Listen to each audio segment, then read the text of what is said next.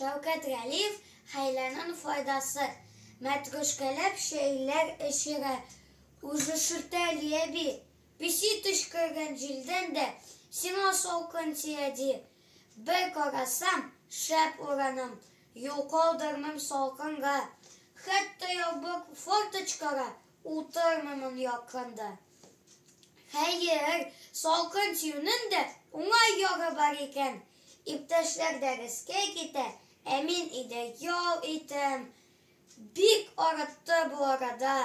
Ник әлі солқын тимей, ертен ұқтырып мәктепке бірді барасы келмей. Хәйәли, хәйлі иретті. Соң өзіңді тұрыз де. Солқын тезірек дейсен, бұға саңа бұлыз де.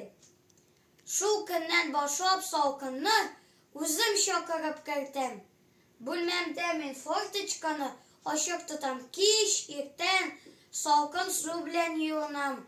Her kimle yoramalı, bir elle de kimimeli, şarf da oramadım. Elle nerse buldu mina. Yütkürgen de yok malay, marojnu da şapkalım, tüşkürgen de yok malay. Jibgen dedi hayali, akılsız yülerdesin. Olmak şıbıttırış, arttırış jibgensin. Bittin işini bozgansın bit, şamanı unutkansın. Dilesen de solkın timezsin, demem şunutkansın. Ebiyete matruşkanın sina faydası tidi. Disin, min kurtenen solkın su işemindi.